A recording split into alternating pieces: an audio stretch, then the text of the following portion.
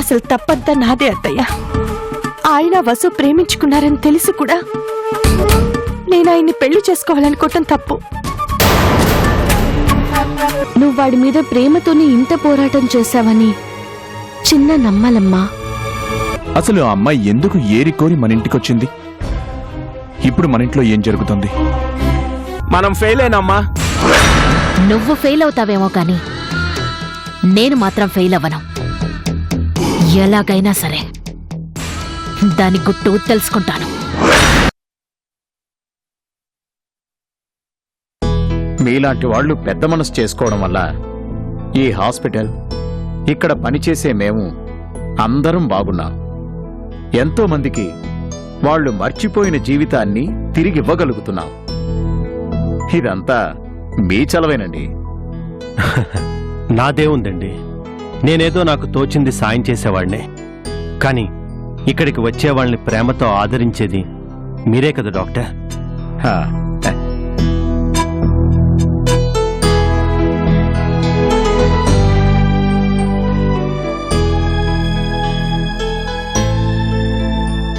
ఇదిగోండి, ఇది ప్రతి సంవత్సరం నా తరపునిచ్చే చెక్. ఈసారి అమౌంట్ కొంచెం ఎక్కువ వేశాను, తీసుకోండి. చాలా థ్యాంక్స్ అండి. మనుషుల మధ్య ఉంటూ చుట్టూ ఉండే మనుషుల్ని గుర్తుపట్టలేని అభాగ్యుల్ని మీరు హక్కుని చేర్చుకున్నారు. మీ ట్రీట్మెంట్తో వాళ్ళని మామూలు మనుషులు చేయండి. దానికి ఇంకా అవసరం అవుతుందనుకుంటే నేను ఇంకా డబ్బులు అరేంజ్ చేస్తాను. చాలా చాలా థ్యాంక్స్ కృష్ణప్రసాద్ గారు. మీరు చేస్తుంది మామూలు సహాయం కాదండి.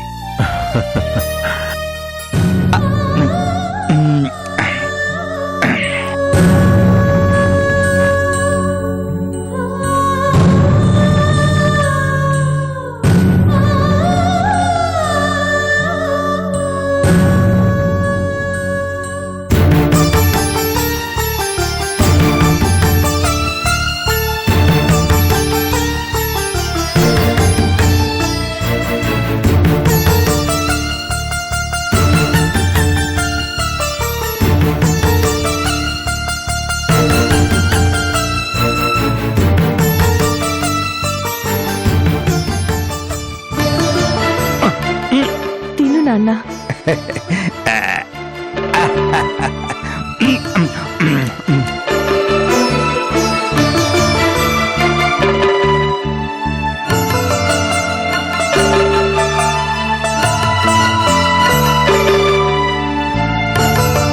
రాత్రి ఏం జరిగిందో తెలుసా అమ్మా? మీ అక్కయ్య నా మీద అలిగి మేడ మీద పడుకుందమ్మా. అవునా? ఎంతసేపు వెతికినా కనిపించలేదు.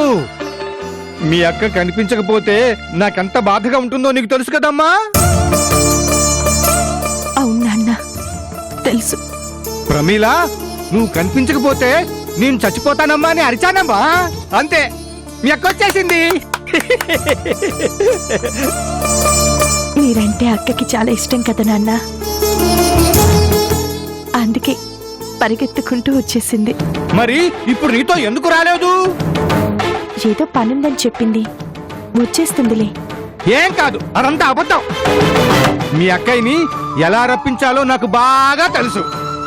నేను చచ్చిపోతే మీ అక్కయ్య వచ్చేస్తుంది. చచ్చిపోతా, నీ చచ్చిపోతా, నీ చచ్చిపోతా, నీ చచ్చిపోతా. ఇలా రండి, ఇలా రండి నాన్న, కూర్చోండి. ఇదిగోండి, ఈ వార్డు కొత్తగా రెనోవేషన్ చేశాం. ఓ, ఇదంతా ఓపెన్ ప్లేస్ గా వదిలేశాం.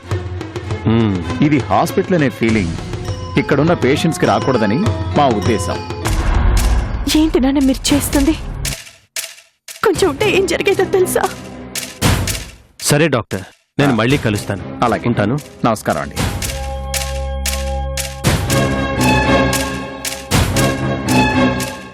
జాగ్రత్తగా చూసుకోండి. సరే మేడం. వెళ్ళొస్తాను నాన్న.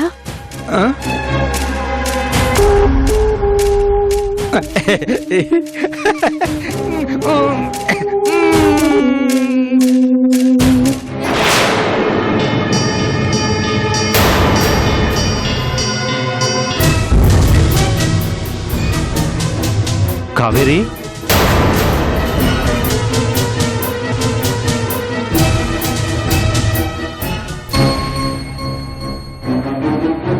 అమ్మా కావేరి, నువ్వేంటిక్కడ?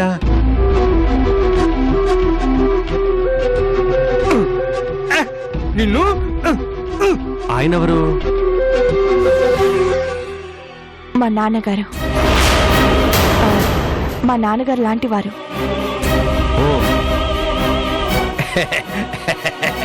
ఒక దుర్మార్గుడి వల్ల కన్న కూతురు ఉరేసుకొని చచ్చిపోతే పిచ్చివారైపోయారు.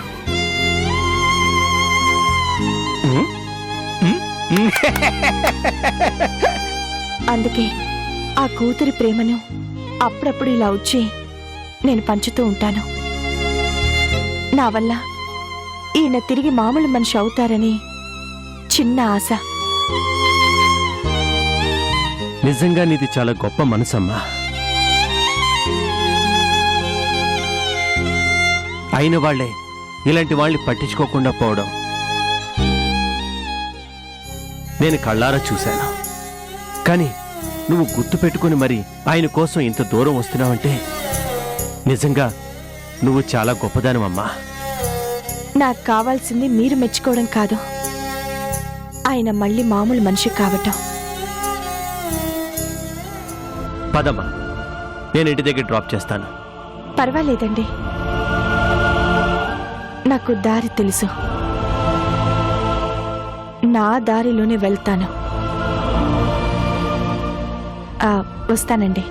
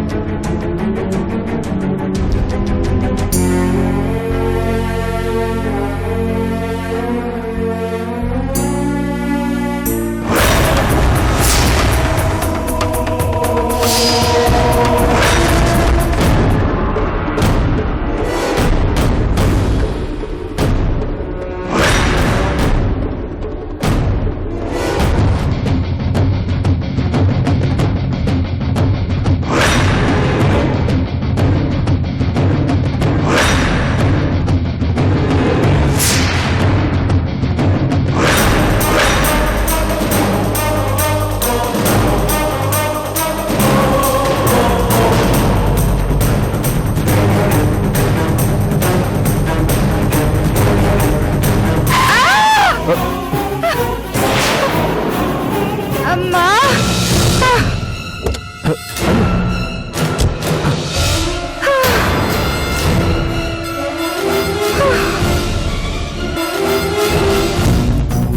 అయ్యో, లెగమ్మా. అయ్యో, పని జరిగింది. ఆ అమ్మాయిని గుద్దేశాడు. అయ్యో, లేదు. ఏమైనా దెబ్బలు తగినాయమ్మా? అయ్యో, ఏమయ్యా, కళ్ళు కనిపించట్లేదా? కారు ఎక్కితే చాలు జనాలు ఎవరూ కనిపించరు. అది కాదండి, అసలు ఆ అమ్మాయి. ఈ కారులో ఉన్న వాళ్ళందరూ ఇంతేనండి. ముందు పోలీసులకు ఫోన్ చేయండి. పోలీసుల సంగతి తర్వాత అండి, ముందు ఆ అమ్మాయికి ఎలా ఉందో అది చూడండి. లేమ్మా. మీకేం కాలేదు కదండి? ఏం కాలేదండి. అలాగని తప్పించుకుందామని చూస్తున్నావా? పదా పోలీస్ స్టేషన్ కి. ఆగండి, ఇందులో ఆయన తప్పేం లేదు. నేనే చూసుకోకుండా ఆయన కారు కింద పడ్డాను. ఆయన్ని వదిలేయండి. సరే, ఆ అమ్మాయే కాదన్నప్పుడు మనకెందుకు? పదండి పోదాం.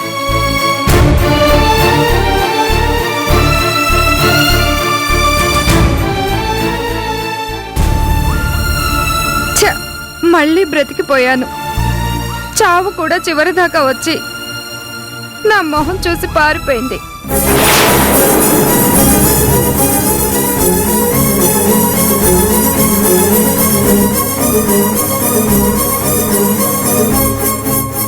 ఏమండి, ఒక నిమిషం. ఏంటండి ఇది? అంటే మీరు చావాలనే నా కారు కింద పడ్డారా? అవునండి, సారీ. అనవసరంగా మిమ్మల్ని ఇబ్బంది పెట్టానండి. ఇబ్బంది పెట్టడం ఏంటండి? మీకు ఏదైనా జరిగితే అటు జనాలు ఇటు పోలీసులు నన్ను పట్టుకొని లోపలేసి ఉండేవాళ్ళు. అయినా చచ్చిపోయేంత కష్టం మీకేమొచ్చింది? నా కష్టం మీకు తెలియదండి. నేను ఇప్పుడున్న పరిస్థితుల్లో నాకు చావు తప్ప మరో మార్గం లేదు. ఎంత కష్టానికైనా ఏదో ఒక సొల్యూషన్ దొరుకుతుంది. చావు ఒక్కటే సమస్యకి పరిష్కారం కాదు కదండి. ప్రతి వాళ్ళు ఇలాగే చెప్తారులేండి, కానీ నా సమస్య ఏంటో నాకే తెలుస్తుందండి. పోనీ మీ సమస్య ఏంటో చెప్పండి. అది నేను తీర్చలేకపోతే చచ్చిపోవడానికి నేనే మీకు మంచి సలహా ఇస్తాను. ఎందుకంటే నాలాగా ఇంకో మనిషికి ప్రాబ్లం రాకుండా సేవ్ చేసిన వాడిని అవుతాను. నా చావంటే మీకు అంత జోక్గా ఉందా అండి? మరి లేకపోతే ఏంటండి? చచ్చే ధైర్యం ఉన్న వాళ్ళు బ్రతికే దారుల కోసం ఎందుకు బతకరు?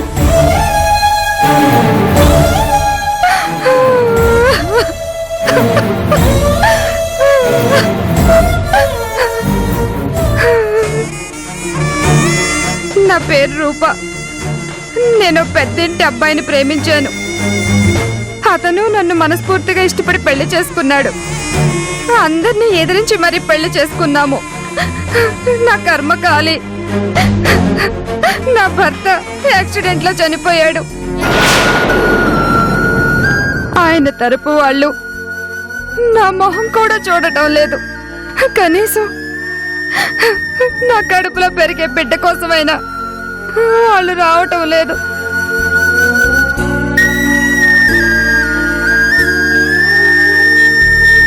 నా వల్లే వాళ్ళ కొడుకు చనిపోయాడని నన్ను నానా మాటలు అన్నారు. నా తరపు వాళ్ళు కూడా నన్ను కాదన్నారు. ఇక నేను ఎలా బ్రతకాలి? నా కడుపులో బిడ్డని ఎలా బ్రతికించాలి? అందుకని కార్ కింద పడి చచ్చిపోవాలనుకున్నారా? మీరు చాలా తప్పు చేస్తున్నారు. మీ ప్రాణాలు తీసుకునే హక్కు మీకుందో లేదో నాకు తెలియదు, కానీ మీ కడుపులోని బిడ్డని చంపుకునే హక్కు మాత్రం మీకు లేదండి.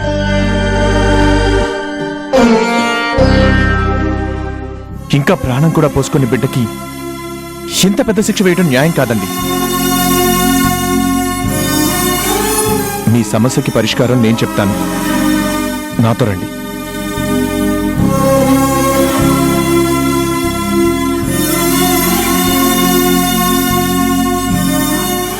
చావుకే సిద్ధపడిన వాళ్ళు నాతో రావడానికి ఎందుకు ఆలోచిస్తున్నారండి? పర్లేదు, రండి.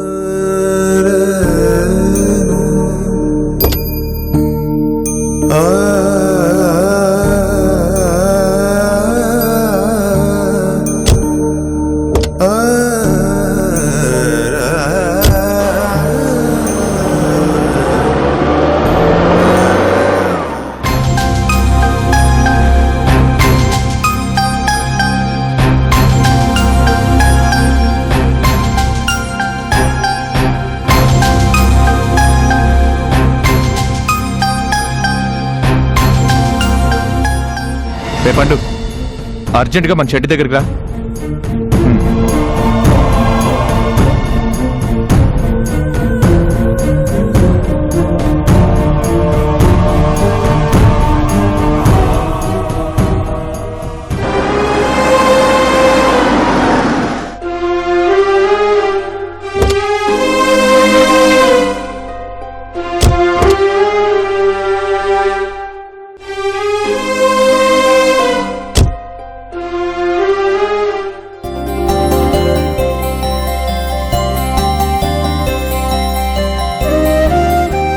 అమ్మా నాన్న గ్యారేజ్. మా అమ్మా నాన్నల మీద ప్రేమతో నేనే పెట్టుకున్నానండి. రండి.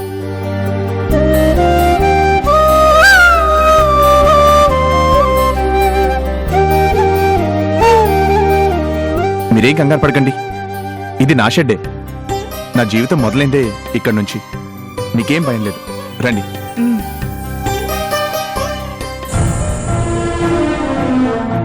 రండి.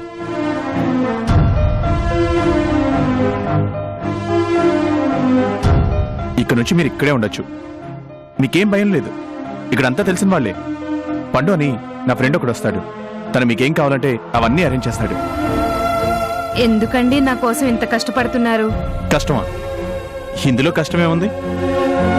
ఈ ఇంటికి రెంట్ కట్టాల్సిన పని లేదు. మీరిక్కడ ఉండటం వల్ల నాకే నష్టం లేదు. ఇప్పటికే నాకు చాలా గిల్టీగా ఉందండి.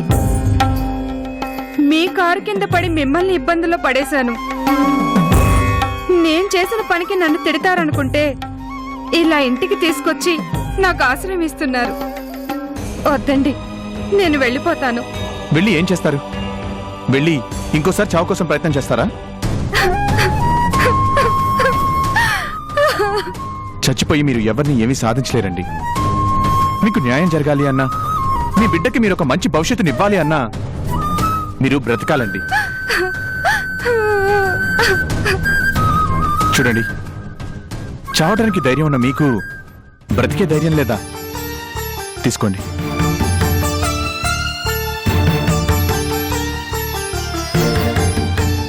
చూడండి, మీకు నేను దారి చూపిస్తాను. మీకు ఒక ఆధారం దొరికింది అని అనుకునేంత వరకు ఇక్కడే హాయిగా ఉండండి.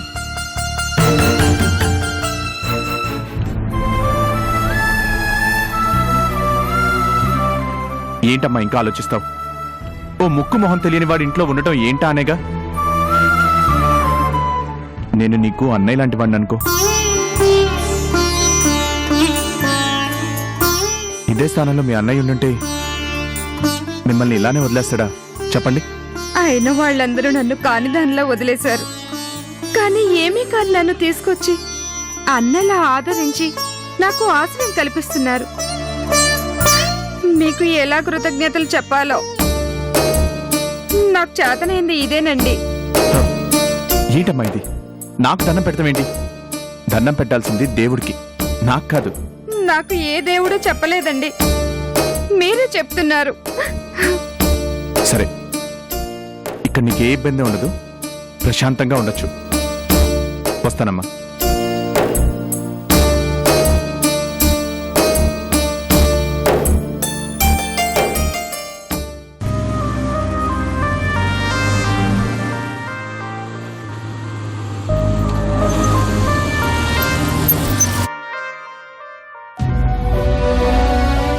ఏంట్రా అర్జెంటుగా రమ్మని చెప్పావు? అవునరా, పాపం ఒక అమ్మాయి నా కారు కింద పడిపోయిందిరా. ఎవరూ లేని అనాథంట. జాలనిపించి షెడ్కి తీసుకొచ్చి ఇక్కడే ఉండమని చెప్పానురా. ఏంట్రా ఇది? ఆ అమ్మాయి ఎవరో తెలీదు, తెచ్చి ఇక్కడ ఉండమంటావేంటి? ఉండనిరా పాపం. ఏంట్రా పాపం? ఇక్కడ ఉంచితే ఎన్ని ప్రాబ్లమ్స్ వస్తాయో తెలుసా? అయినా ముక్కు మొహం తెలియని వాళ్ళు తీసుకొచ్చి ఇంట్లో పెట్టడం ఏంట్రా? పాపం అమ్మాయి ప్రెగ్నెంట్ రా. చాలా కష్టాల్లో ఉంది. నా కారు కింద పడి చచ్చిపోవాలనుకుంది. అందుకని తీసుకొచ్చావా? రేయ్, రేపేదైనా లేనిపోని సమస్యలు వస్తే చాలా ఇబ్బంది పడతావురా. ఏంట్రా ఇబ్బంది ఇబ్బంది అంటావు? ఆ అమ్మాయికి నా అనేవాళ్ళు ఎవరూ లేరు. ఒక రకంగా ఒకప్పుడు మనం ఎలాంటి పరిస్థితుల్లో బ్రతికామో ఇప్పుడు తను అదే పరిస్థితిలో ఉంది. అది కాదురా చిన్న, ఇప్పటికే ఇంటి దగ్గర చాలా ప్రాబ్లమ్స్ ఉన్నాయి. వాటితోనే టెన్షన్ పడుతున్నావు. ఇంకా ఈ కొత్తగా తలనొప్పులని నీకు అవసరమో చెప్పు? రేయ్, కష్టం వస్తుందని ఇబ్బంది వస్తుందని భయపడి నా కళ్ళ ముందు ఒక ఆడపిల్ల చచ్చిపోతుంటే నాకెందుకులే అని నేను వదిలేలేనురా. అలా నాకెందుకులే అని అనుకోవడం అలవాటైతే నేను మనిషిగా చచ్చిపోయినట్లే. అది కాదురా. ఇంకేం మాట్లాడుకురా, పద ఆ అమ్మాయిని పరిచయం చేస్తాను.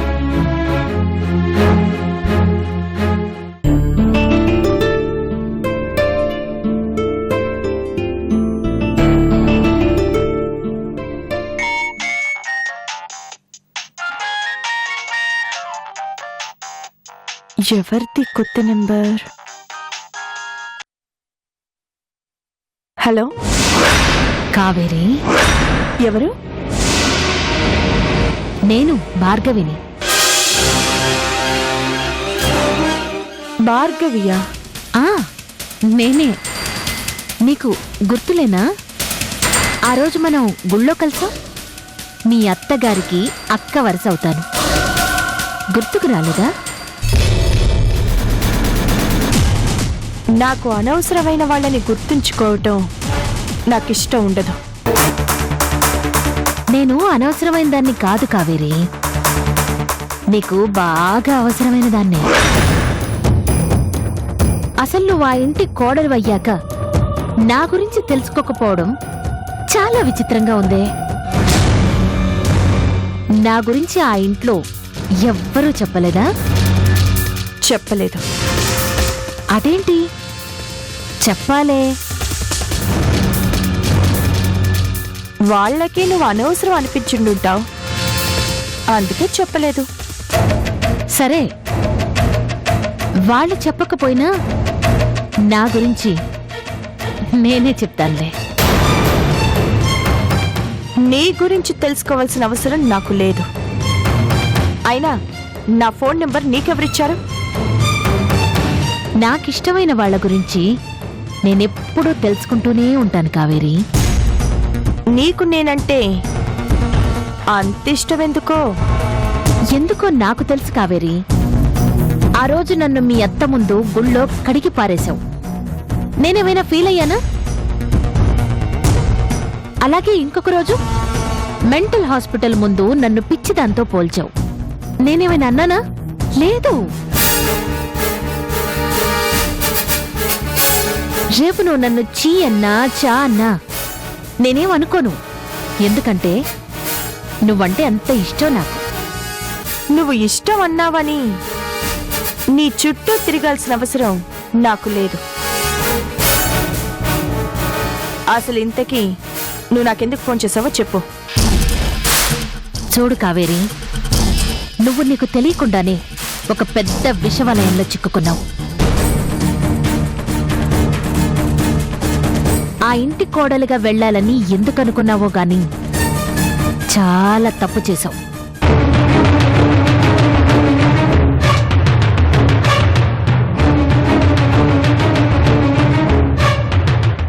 వీళ్ళకి పిల్లలు పుట్టాలి, ఒక బిడ్డని కనాలి. బిడ్డని కాదు, ఈ ఇంటిని సర్వనాశనం చేసే ముసలాన్ని కంటాను. ఇంకా మనిషిని మన దారిలోకి తీసుకురావడం చాలా కష్టమేనమ్మా. నేనంత ఈజీగా ఎలా వదిలేస్తాను? ఏదో రకంగా మన దారిలోకి వచ్చేలా చేస్తాను.